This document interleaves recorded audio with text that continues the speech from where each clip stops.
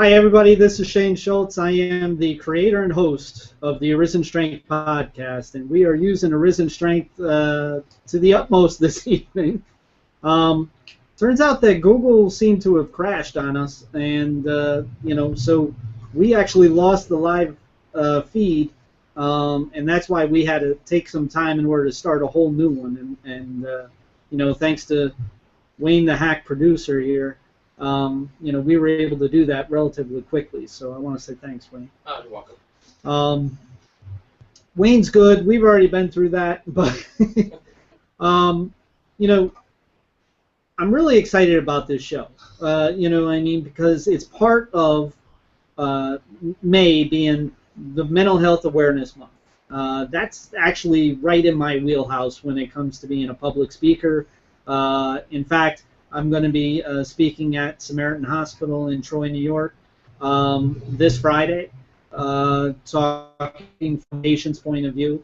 I'm going to be talking with clinicians, nurses, psychiatrists, as well as the public, to be able to bring across, from a patient's point of view, what mental health is really all about, dealing with it. And I know that Wayne, he's helped me out a great deal in, preparing for that, as well as everything else that I prepare on. So I'm really excited about that, and I know you are too, Wayne. Yeah, I think it's one of the things that you do. You have many things that you try to take care of and that you do, and one of them, of course, is getting out there into the public and face-to-face, speaking with people, bringing your story, your experiences, and then also getting feedback of what people are talking about. So you bring a lot of, you really, it's almost like a perfect storm kind of. You have the experience in the field with medical billing, especially a lot of years, so you're used to the jargon. Yep. The intensive therapy that you and I both been through, right. You get to see that jargon, you get to see the stuff being used. But now to get out there and then talk about your experiences in there, so they get to hear from a person who's been in the program and been through these programs, what your impression of them is, what your perception of them or your experiences. They get to hear back like, oh, those are the kind of things we like to hear, or is that really what we're doing? Right.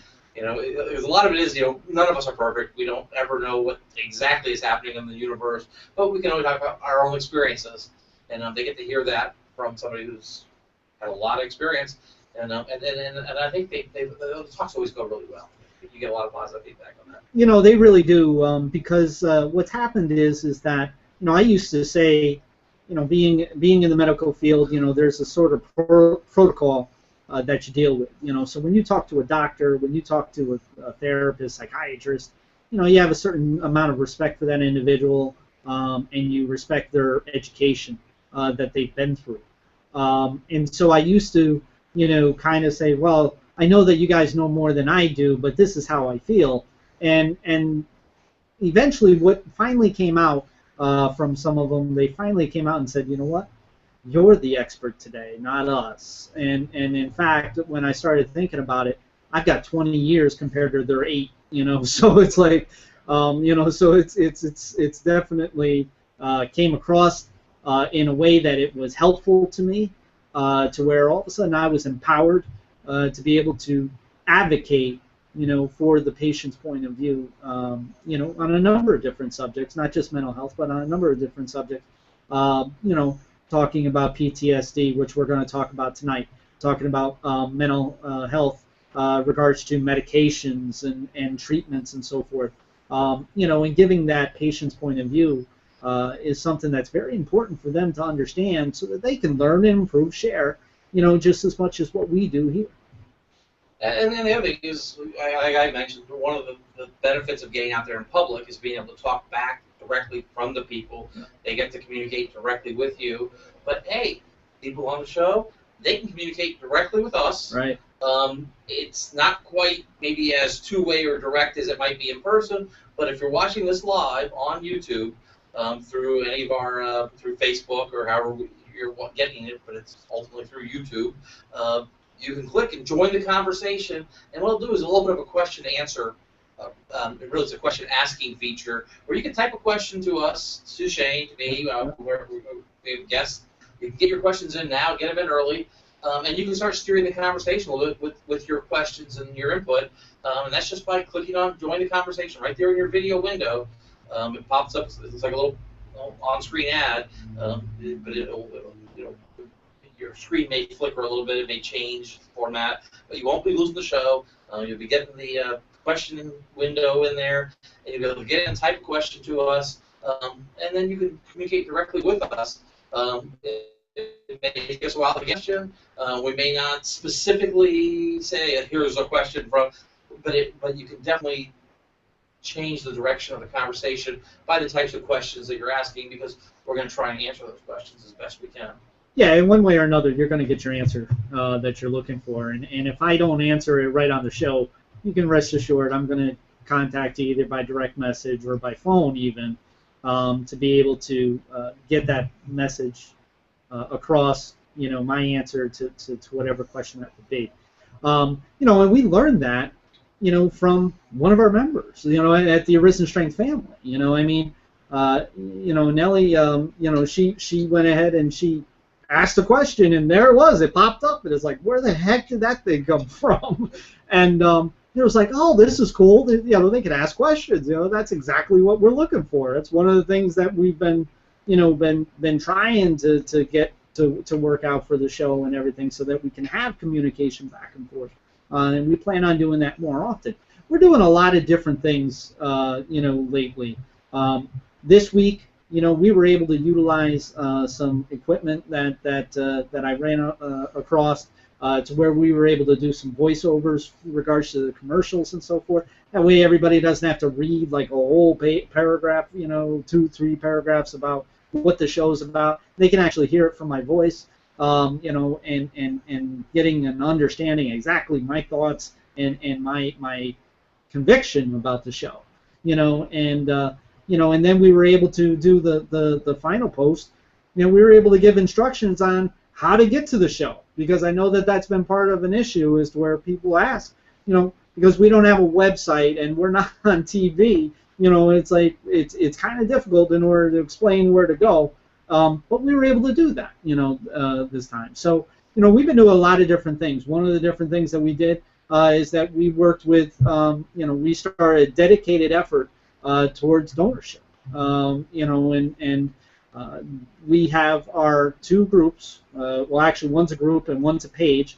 The essential needs group, of which is, for those who are in line for donorship, whatever that case may be. Maybe it might be an organ donor. Maybe it might be the need for hair for a cancer patient, or maybe it might be blood or bone marrow, whatever the case may be. That's what that group's for. And a lot of people have been saying, well, that's going pretty slow. Well, I made it very clear that this is probably going to be one of the hardest things that we ever do, and that that it was going to take some time. It was going to take a dedicated effort, and over time, it's going to be a lot of work. But there's no doubt in my mind we're going to have one of the best rewards from it. Okay, we're in for the long haul. This is a marathon, not a sprint. Exactly. That's exactly it. And and then we have our page, of which is the human factor. And the reason why we call it the human factor is because it's the human choice to be a donor, and to be helpful in this situation, this cause. And this page is to educate. It's to encourage donorship. It's to educate people on donorship. There's a lot of different rules and policies in different states and so forth. It's also for advocacy. It's a term of advocacy where we can actually bring about some change regards to the stigma and the questions that donorship brings. So it's like it's one of those where we plan on being able to talk about we talk about different things regards to donorship, and that's what we're really looking forward to. And another thing that we're really looking forward to, and I know that you're kind of excited about it, we're actually having our first public event for Arisen Strength, as to where we're going to have an event that's going to be a pretty much an all-day thing, as to where we're going to bring awareness to many different subjects, whether it be mental illness, whether it be autism, whether it be donorship. We're going to have a tent right there for regards to the essential needs and so forth. So and bone marrow as well. So we got a lot of different things. We're really excited. We got a lot of different things that are going on. We got a few more exciting announcements that we're going to be doing. Maybe on Thursday.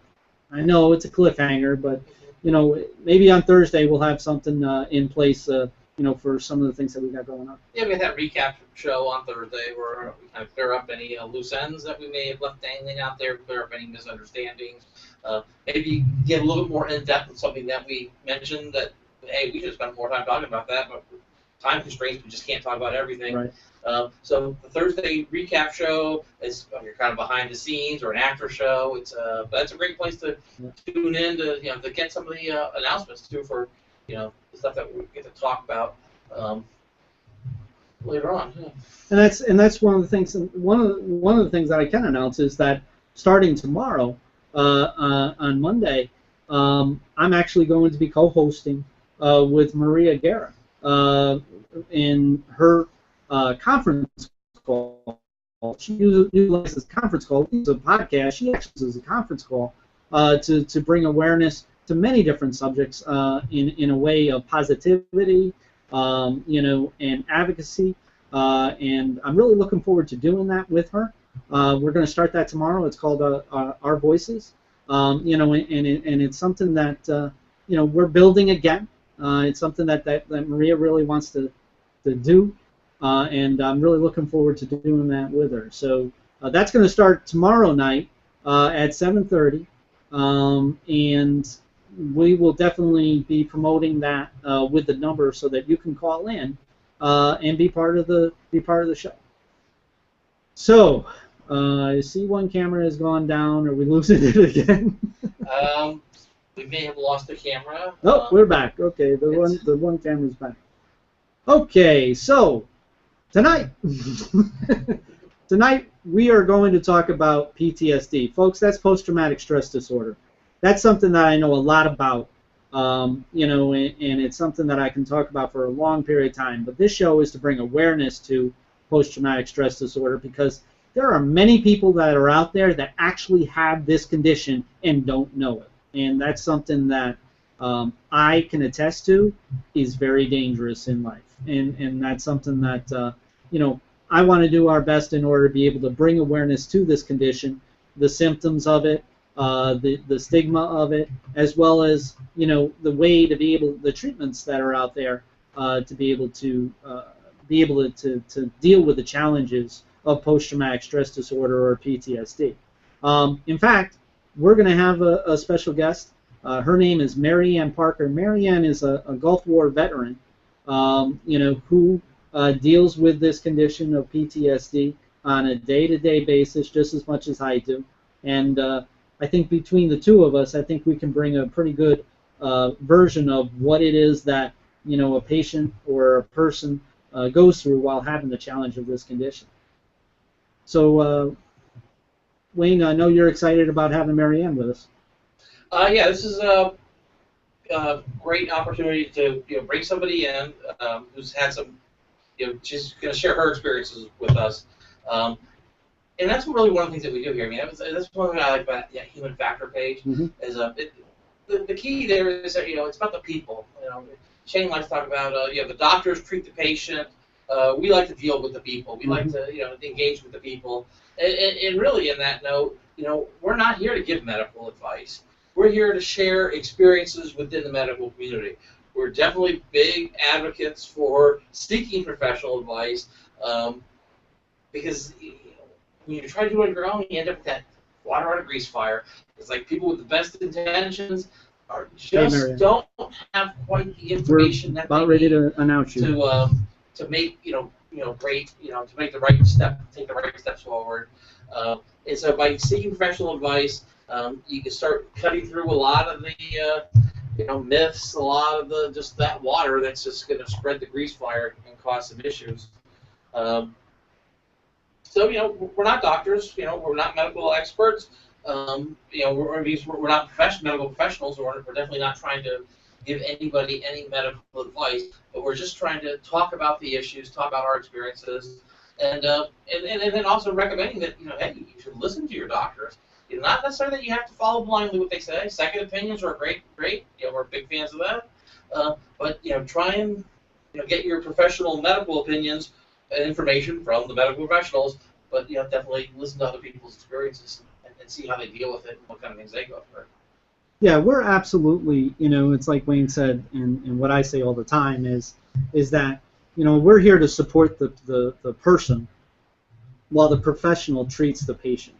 And there's a lot of different stuff. There's a lot of technical jargon, a lot of medical terminology that I personally know, but I don't like to bring into the show because I personally think that there are better ways of being able to bring awareness to the average individual that is out there that's dealing with this.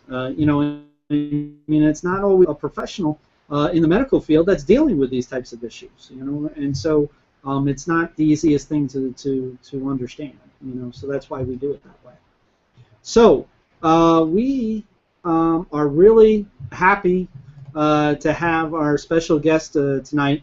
Her name is Marianne Parker. Marianne, can you hear us?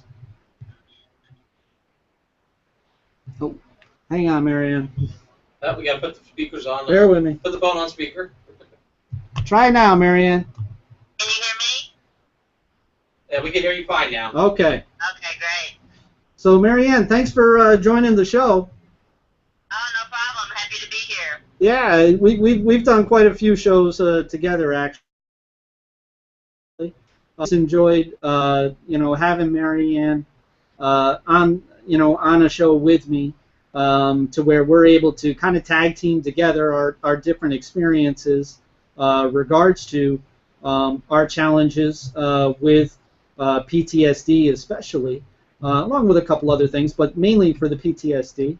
And so, I asked Marianne to be part of our show, and she gladly agreed to it. I know she's not feeling the best today, but she's doing the best that she can in order to be able to be here. So, if you get a chance to be able to say hi to her, I'm sure that she'll take the time to talk to you. And when you do that, say thank you, for joining us here at the show. Okay, Marianne. So now you have PTSD, and I know why you have PTSD. But why don't you give us some insight? Well, I initially noticed I had problems like right after Desert Storm. I went to Desert Storm in 1991, and when I came home from Desert Storm, I had problems when I would hear the fire engine or the police sirens, any loud noises. It would give me anxiety to the point of panic. And I didn't really ever have nightmares, but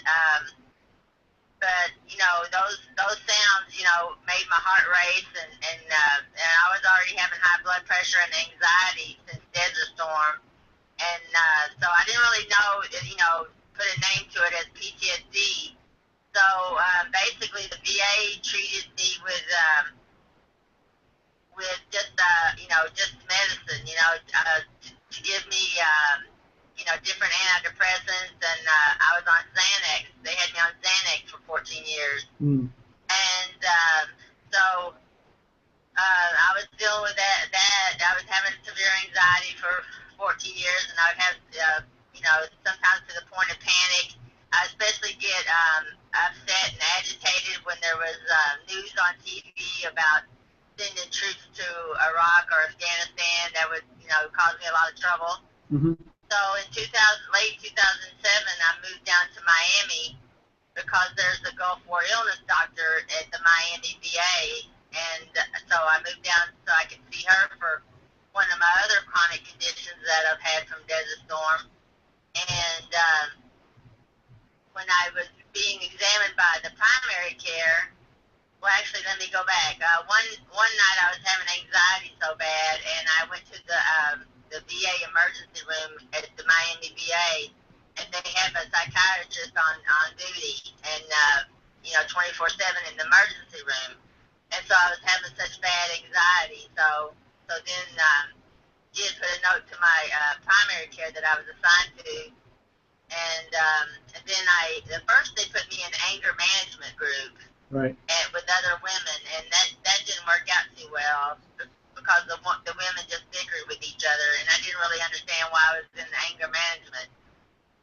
So then they referred me to a PTSD psychologist and a PTSD psychiatrist, and then we went over my history.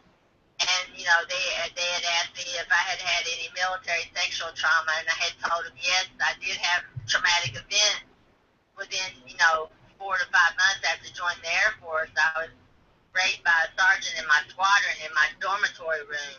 Mm. So all those years I had been suffering the effects of that traumatic event, along with Desert Storm, that compounded the anxiety, and so they put me into an intensive therapy program. I had PTSD therapy for 4 years, and I can say now that only once in a while do I need anxiety medicine. I did almost every kind of PTSD therapy there is, and it was so beneficial. It was a lifesaver, actually. I didn't realize how bad I had needed the therapy until I was in the therapy, and about halfway through, like a year or so in, I realized that that's what the missing piece of the puzzle for the past 23 years or more. Right. That I was suffering from the effects of PTSD. Yeah, Marianne, did you? Maybe I missed it. Did you know that you had PTSD, or were you? I never, really. I mean, I knew that right after in 1992, I knew that the fire engines were causing me distress, and it was making my heart race. But I never equated it to PTSD, because in my mind, PTSD had always been discussed in the Air Force as Vietnam veterans having PTSD. Yeah. So in my mind, at that time, and being ignorant on the topic, I only thought associated Vietnam vets with PTSD, and I didn't associate with any of the symptoms I was having with any with a PTSD diagnosis. Right. Right. Yeah, I mean it's Wayne. Marianne kind of brings up something in my own situation. I've never been in the military. I mean, I went to a military Catholic school, which might as well have been the military with some of the actions that were taken. But I've never been in the military, and it used to be that PTSD was specified for military personnel only. Because of the illness, and because it was such a tragic, abrupt change in life. Yeah, it was one where you see it with the young men and women going off to war, and it's been, early back in those days it was mostly men going into combat, but certainly women were in combat areas, serving in lots of different ways. I mean, maybe not on the front line shooting weapons, even though that probably happened and people still talk about it. But okay, I'm not making up things. But it goes back, it really is kind of being understood. Over the last 100 years, we've gone from, in World War I, I guess the phrase they used was shell shock. Right. And if you read some of the stories of what it was like serving in the trenches of World War I, you can understand that some of these people, it really did a number on them, and it was really noticeable. It turned out this has probably been going on for thousands of years, right. But we started really noticing it, and it really started to. And then later on, in the mid part of the century, World War II and in the Vietnam War, they used the word battle fatigue. Coming out of the Vietnam, that's when they finally came up with the phrase, post-traumatic stress disorder. And even then, it was only beginning to just capture a little bit of the experience. That it was, militaries were seeing it because you're putting people in situations that it's just not normal situations for humans to be in. Right. And a lot of it is this punctuated, event or a series of events that just kind of, that's the word shell shock really kind of comes out, or even battle fatigue. Mm-hmm. But now it's seeing it more. It's not just people with military experience. Mary Ann talked about, she actually got her military experience with Desert Storm, but then she also mentioned the fact that she was raped by a sergeant in the dorm. Sure. That PTSD, and a lot of sexual assault cases, rape cases, the victims suffering traumatic, post-traumatic stress disorder, certainly the symptoms of them, and no doubt the disease. And then there's even the wider thing, and so in the last 20 years, that I'm starting to talk about a little bit more, is this complex PTSD, CPTSD, right. which is for people, it is maybe more along the line for people who maybe weren't in a single traumatic event, and maybe weren't in the military, but you lived your life in a situation where, maybe under, whatever the situation, that hardship, series of events, long-term exposure to, stressful living, yeah. And so there's this complex PTSD, which is now that's starting to become, it's not an official diagnosis yet in the DSM-5, right. But it's starting to look a lot like personality disorder. And hey, maybe there's something else going on here that we call it personality disorder, like it's the person. Oh, you got personality disorder, or maybe more than their experiences, and then we can. Because if we can get to the root cause, it's a lot easier to treat it. And Mary Ann talked about that. That was a great, recap there. Just without really knowing what's going on, they just try anything. But a lot of times that try anything doesn't help. Whether it's put somebody in anger management. Well, it's not an anger management problem. No. Here, take Xanax for 14 years. Benzos are not meant for a long-term treatment. I mean, you don't take Xanax for 14 years. That's just treat a symptom and not even worry about what's causing it. But when she started getting information and getting with the right doctors and getting the right treatment for what was actually going on, it makes a big difference. Is it a 100% miracle cure? No. But it's being able to get out and finally start living your life a little bit. You're not relegated to just being on Xanax all day long and with really no hope of But now there's open. Okay, I went on for too long. Well, it's funny how you bring up complex PTSD, because I looking at it more and more. I actually have both. I have PTSD from an event or a number of events that have happened in my lifetime, as well as the complexity of PTSD, and that is, well, like you said, it's over a prolonged period of time. It's where, like there's a lot of different components to it.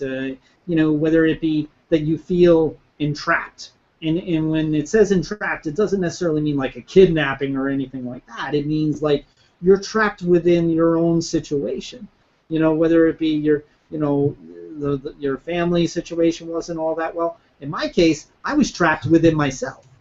You know what I mean? Because like I said in the beginning when we started these shows, I did not like myself. I hated myself. I was my own worst enemy to the extreme. As to where I didn't like my voice, I didn't like my looks, my name, or anything like that. I was entrapped in myself. So I was constantly going through that part, and then dealing with some things, as to where it was like, there were some things as to where I wasn't being acknowledged the way or validated the way that I needed to feel, because again, we talk about distorted thoughts and stuff like that.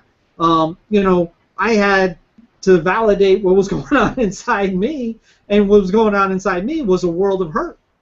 So I would do a whole lot of blaming, and I would do a whole lot of like distorted thinking as to where it's like people just don't understand me, and kind of like a learned helplessness. So the complexity of PTSD, that goes with me, as well as events that I've had. I mean, I've had car accidents. I've had a stock car, flipping inside the pits, of which, I pushed somebody out of the way, to take the brunt of the motor and all that to hit onto me. So that was kind of a traumatic situation. I was very sick. When I was younger, I had double pneumonia. So I had to go through that. I don't, a lot of these things happen. I would like Marianne, unfortunately, when I was in Albany Med here in the local hospital, they did a lot of psychological testing with me, and they came back to me and they said, you have post-traumatic stress disorder, and they were able to somehow point it to sexually, that it was a sexual situation, in which case there's three components in regards to PTSD. There is fear for life, or suppressed, to the point, to the extreme, or sexual abuse. And so they were able to pinpoint it, and I said, no, that can't be me, because that I didn't have anything like that happen in my family. And I didn't, but I did have something happen inside a homeless shelter where I was taken advantage of by two individuals in the homeless shelter. So, so I lied, and because I didn't really want to go through remembering that. And it's funny how the action of that happening to me really isn't what terrifies me. What terrifies me is that a friend of mine was in a bed next door, and he saw that there was something going on, and he had a cane, and he slammed his cane down, and it hit the foot of the bed, and it made this huge crash sound, and that sound terrifies me. It terrifies me more than the action of me being taken advantage of. Marianne, do you have any similar instances like that? I mean, is there anything other than the actual, the actual situation where you were taken advantage of?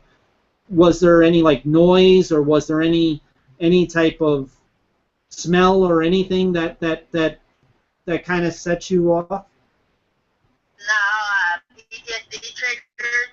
No, the only trigger I had is the ones that from the related to Saudi Arabia, the fire engine and the police sirens, and the ambulances. That's the only triggers I really had. Right. But the PTSD from the military sexual trauma was really insidious, and I just didn't know. I just didn't know all those years how it had affected me as a young woman, and had affected my whole being and my whole choice in life and things like that. And once you get treated of those things and able to look back on your past and see how the trauma has affected your life, it's really eye-opening. Yeah. Marianne, this is Wayne. I have a question about that. Can you talk a little bit in specifics about what the treatment was like, how it was different than, say, just a regular anger management, or different than just taking medication? Yeah. What the therapy itself was like? First, I started out in a mixed group, men and women, for military sexual trauma and PTSD, and so we learned about we learned different types of therapy. Like we learned the ACT, the acceptance and commitment therapy. Right. Where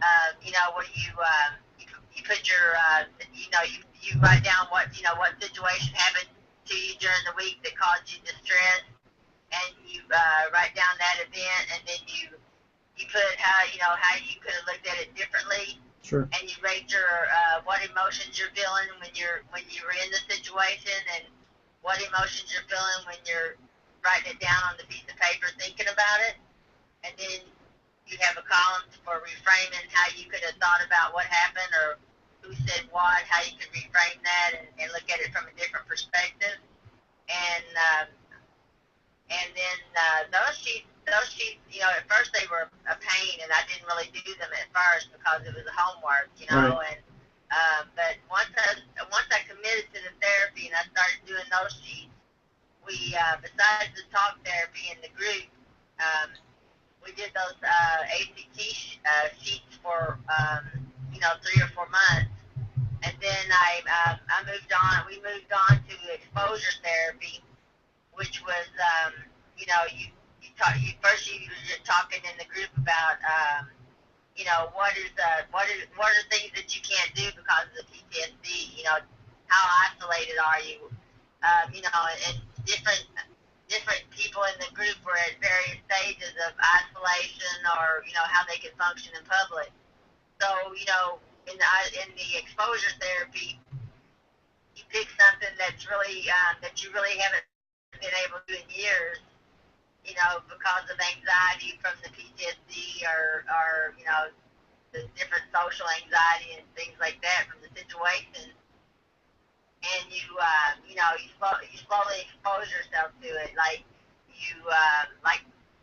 for instance, for myself, I had isolated myself for so many years, from anxiety and depression, and so I hadn't really, I had quit going to the beach, and I had quit going to the malls, and just quit living basically, and just going back and forth to the VA hospital or other hospitals for my appointments. So I had told the therapist in there, and I chose to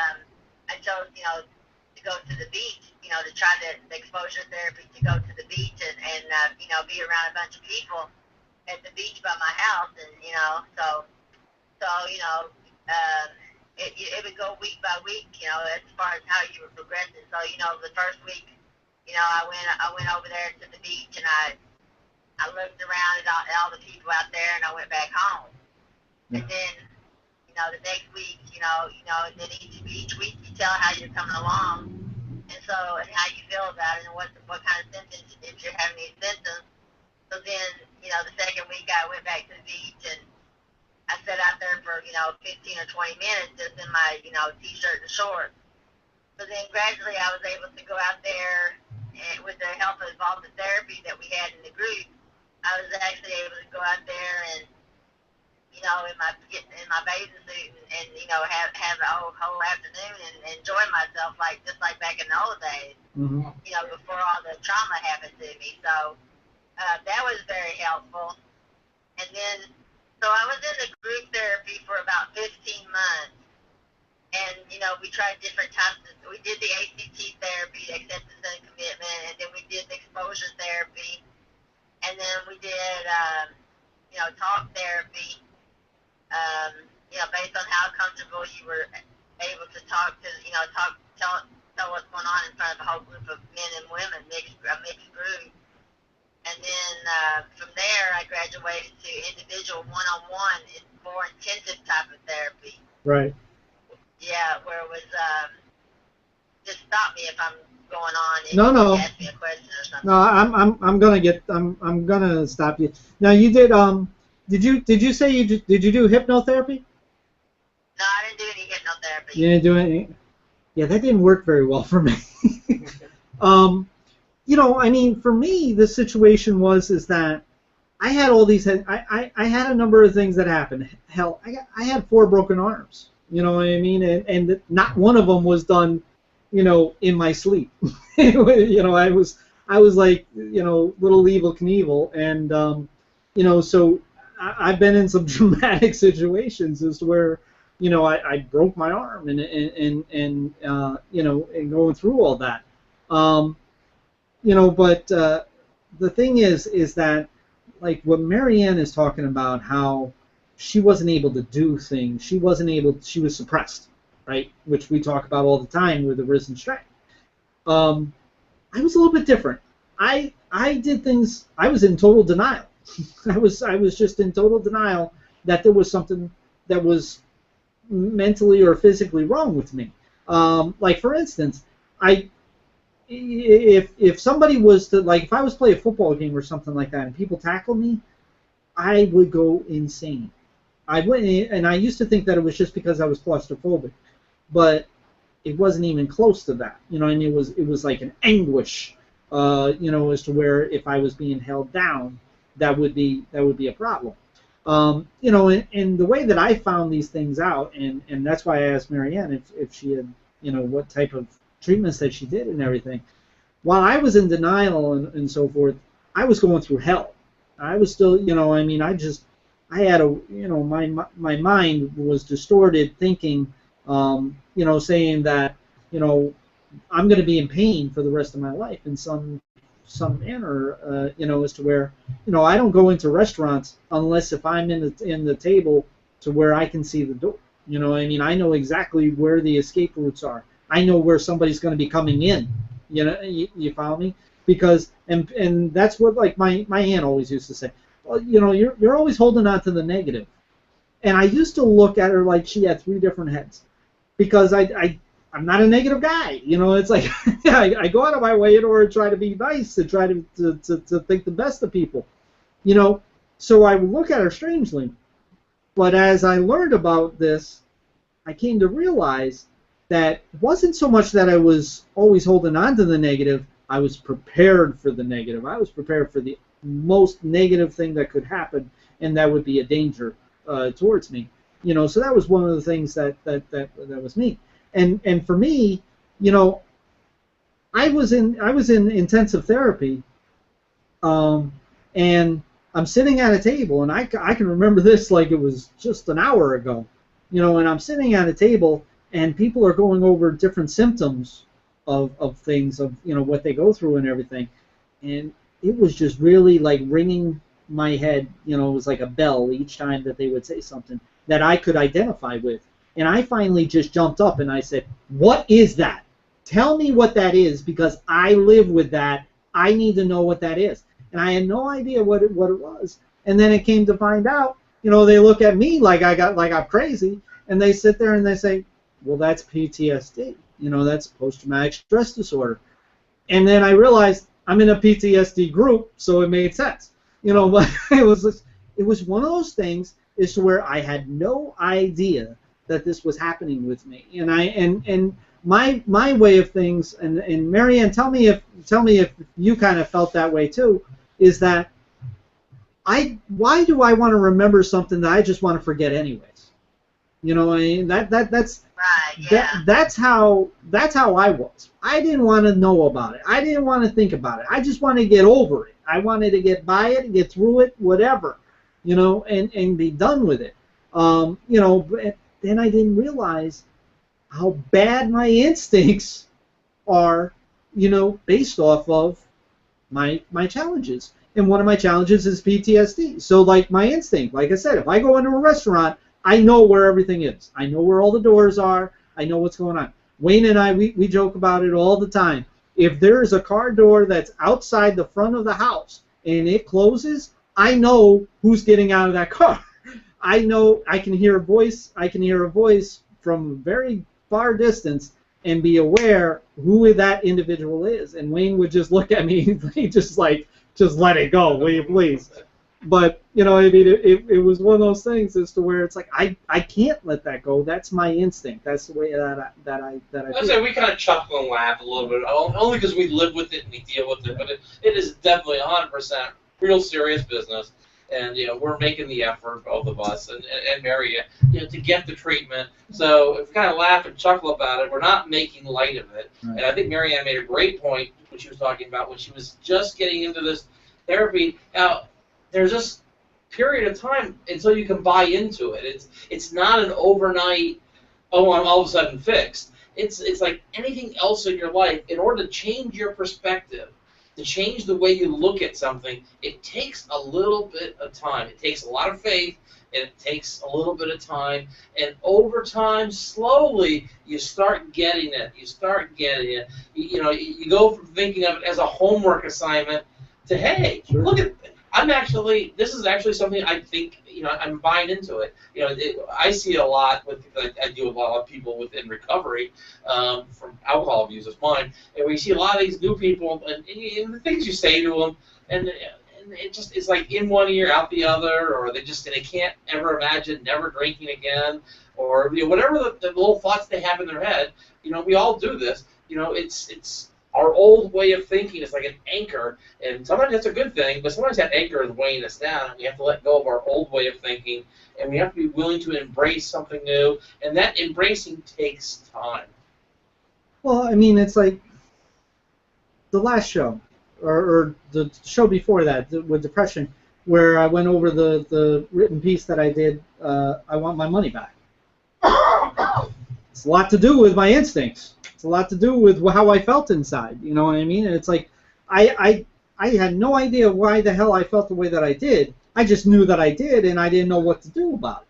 And it was to the point as to where it was uncontrollable. It was to the point as to where, like Mary Ann said that she went to anger management. I know exactly why you do that. I know exactly why they set you up to go to anger management for that. It doesn't make sense because it's like, I'm not an angry guy. Why would I need anger management? Right. Well, the thing is that anger is going to happen one way or another. It's going to happen either inwardly or it's going to happen exteriorly, outwardly. So that's why they automatically say, okay, you need anger management right off the bat. That's the first thing that they're going to do, because they don't know everything about this. Unless if they have it, they can't know. So they know that you're going to be angry about something, whether it be to yourself. And that's a big thing for me. It's like when it came to my situation, I have utter self-loathing, for when I deal with my PTSD symptoms, because I put myself in my distorted mind. I put myself into the situation to where I could get hurt one way or another, whether it be physically and or mentally. So it was like, so my deal was, here it is, I would have these PTSD symptoms going on within me, and then the very next thing, like instantly, is self-loathing, which was the severe depression. And that's very common when it comes to PTSD. That's Marianne, we might be losing you on the phone, so if it hangs up, don't be mad. We'll call you back. Okay. Okay. So that's one of the things with me. It's like we actually got a question from Michelle. As to where she wanted to know, what does it feel like inside your body when you're having PTSD? Well, I can tell you, I had an instance not that long ago, and Wayne can say for sure. I was actually listening to motivational videos on YouTube, and I'm sitting there and I'm trying to, that's the thing that I do, right? Is to distract myself, to get through the day, whatever, to get hyped up and strong.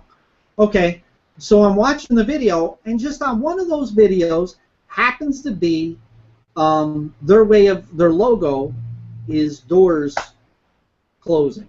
And when I say doors, I mean like big doors, like you would find in like a courtroom, and it went wham! And all of a sudden, out of nowhere, I hear this. Well, I had a situation where I've had some situations with guns, and deals with my PTSD. I've been shot at. So it's like what happened was that instantly I went paralyzed. I was literally paralyzed. My brain was frozen. My body was constantly like tight. My chest was tight. My nerves were just like overactive. My mind was subconsciously, I was like, fear, it's either flight or fight, and mine's instantly to fight. So what happens is that I fight and I got tense, and next thing you know, I'm paralyzed. And I actually, this is no exaggeration, I texted Wayne on Facebook and I said, I am having a PTSD moment. And he said, are you okay? And I said, no, I can't move. You remember that day? Yeah. I mean, it was like, it was one of those things where I just could not move.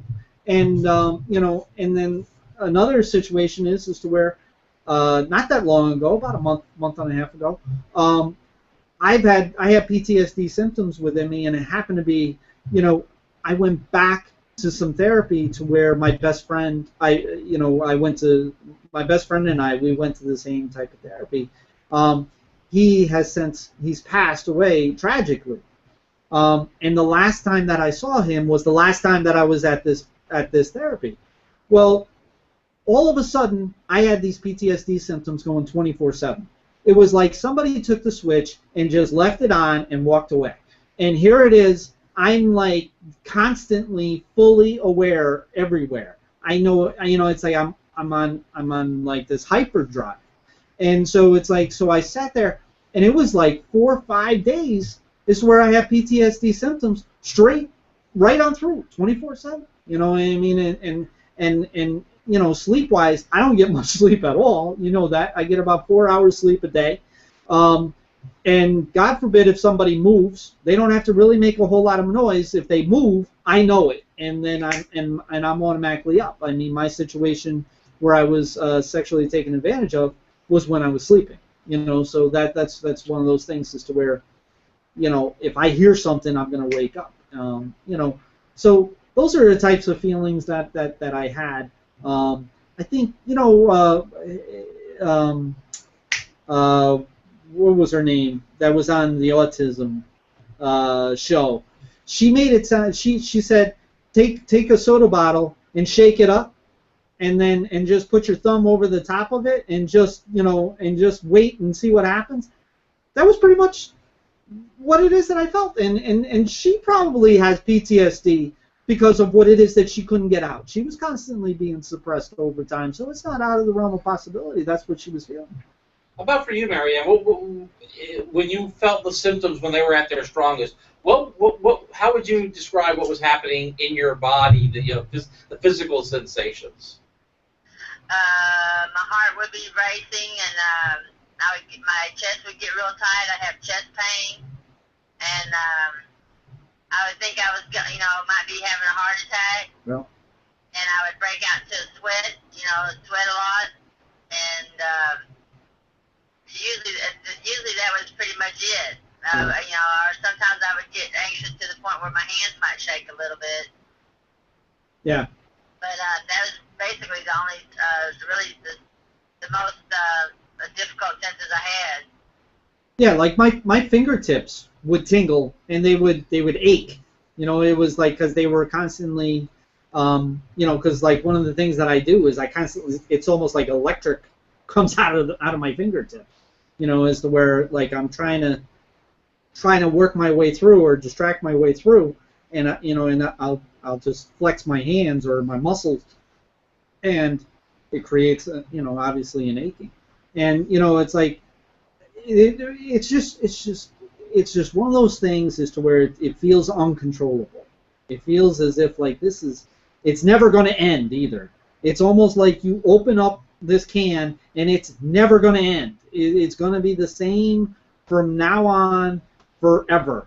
And it's like hell, I had a stroke. You know what I mean? I had a minor stroke not that long ago. It's where it's a distinct possibility that it was a residual effect of what it is that I was going through, because it wasn't that far off from when I had the PTSD for 4 or 5 days straight. So those are the types of feelings with PTSD. Marianne, we're coming up on an hour. So with your treatment, you said that you learned how to manage it, how to live with your PTSD for the most part, right? Oh yeah, definitely. It doesn't bother me. Now the thing that will upset me the most and trigger the PTSD symptoms is usually something with when ISIS beheaded the journalist. Oh yeah. In overseas, that gave me a lot of anxiety and problems. And anytime I hear about having to send more troops over to Afghanistan or some other place, that it causes me a little bit of anxiety, but it doesn't cause me as much distress as I used to have. It's 99% better. I can deal with it a lot better, and I don't have the anxiety that I used to have. And Thank goodness. Yeah, So, that I was gonna say you have a lot less of the isolation. You feel like you're getting out and doing some of the things that Oh you yeah, like I'm to able do. to get out more now. I get out of my apartment at least once a day. You know, I have to go to the VA hospital a lot, but you know, I try to get out and you know be around people. You know, outside the VA hospital, I don't really count that. But like when I come home, I always you know make an effort to you know go uptown or go to Starbucks or you know go somewhere to the grocery store to get around people. You know. yeah. Yeah, it's like one of the things that another part of my PTSD is that I would go to work. Now I'm a pretty healthy guy. I used to box. I used to I played golf forever. Um, you know, I would go to work and I would do a lot. I mean, I had my own business, so 24/7 wasn't out of the realm of possibility. But when I would get home and I would be done with dealing with all the outside triggers, I'd fall asleep. It's like I'd sit there and I'd be on the couch and I would be with my girlfriend at the time, or actually my ex-fiance, and she would get angry with me, because here it is, I work so hard and I play a lot, so why can't you be there for me, type of thing. And I couldn't answer her. You know what I mean? All I know, and I couldn't argue with her either, because I would sit there and I would, I would end up being to the point as to where I would, find myself snoring. You know what I mean? It's like that's just the way it was. I was in a deep sleep, and and she would get very upset with me. Well, comes to find out that that's part of my PTSD, because my mind, my brain is on a constant awareness of everything that's going on all day long, and eventually you fall out. You know what I mean? You end up being exhausted. There's only so much you could take. So it's like, so that's just one of those things. Now, as Marianne, with her treatment, then I'll tell you, just being aware of what it is that was out there when it came to PTSD, for me, was the biggest thing. You know what I mean? It's like, definitely. I just to be aware of it. Just to be aware that I was gonna go through these times as to where I felt paralyzed, or where I felt that something was wrong on a constant basis, or that it's like we talk about. One of my things that I have is extreme codependency. I want to rescue everybody. You know what I mean? Anybody who's in any type of situation, I want to be that guy who's going to be able to help them and fix the situation for them. That's one of the things. Specifically that's where complex PTSD is one of the things. Perfectionism is another one. Is another symptom of complexity PTSD, because if you are perfect, you got it distorted in your head. If you're perfect, you're not going to get hurt. You know what I mean? If you do things the exact way that everybody wants you to do them, there's no way that you could get hurt. And abandonment is another one that's in regards to complexity, because again, you're just constantly thinking of, you're not thinking of it, you're just subconsciously aware and just prepared for the very worst to happen. And in my case, abandonment was one of those things. So finding out these things, finding out that these things are part of what's going on within me, and then learning that it's categorized as PTSD and it's not categorized as crazy, made a big difference for me, and so so that's why the awareness of it, that's why we tell anybody, that when it comes to these types of situations, is to find a doctor, so that they can talk, to you about it and get you to the point where you can get some help and some awareness, so that you can then take over, so that you can say, okay, now, it's like the Serenity Prayer, accept the things that you can't change, but have the courage to change the things that you can. Marianne goes home, she goes out and she takes a walk when she gets the opportunity. She gets out when she gets the opportunity. I kind of throw myself out in the middle of everybody, in order to be able to get to that point. Yeah, we're all on these personal journeys, Yep. and you got to find what works for you. Marianne talked about going to the beach was one of the things that worked for her. And this, I mean, we're not telling everybody, hey, start going to the beach, you're going to get over your No. PTSD. No. You know, No, not at all. don't take that message. Take the message of, you know, she put the effort in. She found what worked for her. She found it because one of the things is she looked to the professional help. So, but yeah, we're not way over, but the time, like a snap tonight, went way back, way by. We're like at 9:30 already. You know, it started at 8:30, right? Oh, that's right. I'm thinking, wow. Yeah, remember when Google had done it? It's like, yeah, okay. So, anyways. I managed to suppress all that. But, you know, it's one of those things as to where, you know, hopefully we brought some awareness and some insight as to what PTSD is for the person, not just for the patient and for the psychiatrist and the psychologist to work with, but for the person to deal with. And you know, it's like, Marianne, I know I use distraction a lot, you know, when it comes to my symptoms, you know, and like distraction every day. Right, exactly. Every day I wake up and you know, and I say a prayer first and foremost, and then the very next thing I do is I start looking at motivational videos to where it kind of gets me to that point, is to where it gets me to want to get up and get moving and get things done, you know, for the day. So, you know, those are the types of things. Distraction helps. Awareness helps. Mindfulness helps. You know, it's like, you know, and when I say mindfulness, for those who, you know, who go to have therapists for treatment, ask them about it, because it's something that's very important. Realizing that what is now is now. It doesn't mean that it's forever, and it doesn't mean that it's going to go away right away. You know, but it's a combination of the two. It's like you have your emotional mind and you have your logical mind, and in most cases we are on one side or the other, and then there's a thing that's called what, Wayne? Wise mind. The wise mind, which is in the middle. And that is, in the closer that you bring your emotional and your logical, that's where you come to your wise mind, to where you find that peace. And I know Marianne knows a little bit about, you know, being mindful. And mindfulness is a lifesaver.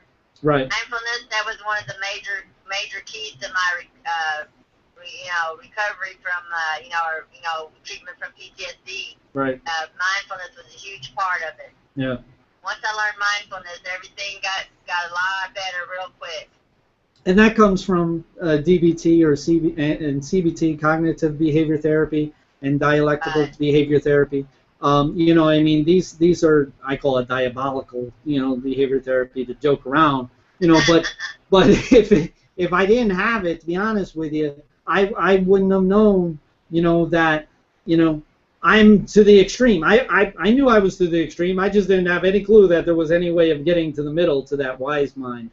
You know, and that wise mind is what allows you to get through these types of things. Not just PTSD, but through other different things, through pain, through different you know, emotions, through days that are tough, challenging, and struggling. You know, the wise mind is what allows you to be able to get through that hour, to get through that day, get through that week, whatever it takes, in order to get through it so that you can get to that good day. And when you have that good day, you live that good day to the fullest. And that's what Arisen Strength is really all about. So we're a little bit past an hour, you know, and I just want to say thank you to everybody who watched the show, you know, and thank you for your patience, you know, because we went through Arisen Strength right from the beginning.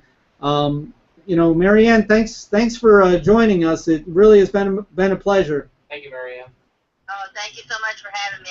I really appreciate the opportunity. Well, it's not going to be the last. I promise you that. So. Okay. So now, if you want to contact us, you know, there's a couple ways of doing that. You can call. You can contact us by email. You know, which is called arisenstrength@gmail.com. Then we also are on Twitter. We're getting more and more involved with Twitter. We have @ArisenStrength, you know, which is our actual page on Twitter. And then if you want to tweet to us, use #ArisenStrength, and that'll get right to us. And you can do that during the show as well, because you know, if you wanted to put a question towards us as well. And then of course we have our group page on Facebook, which is Arisen Strength the Family, which is something that that I'm very proud of. Those people that are part of that group get me. They get me through the day, on a constant basis. So that's something that you can always. It's a public group, and we invite you to join the group as well. That's about it, right? I think it does it. So that's about it. Next week we're going to talk about addiction. Folks, thank you for watching the show, and we'll see you on Thursday night with the recap show, the live recap show, which is brought to you by the Arisen Strength family. And then we'll see you again Sunday night, and we're going to talk about addiction. And thanks again for Marianne for joining us tonight. Thanks again, Marianne. Welcome. Have a great night. All right, have a good night.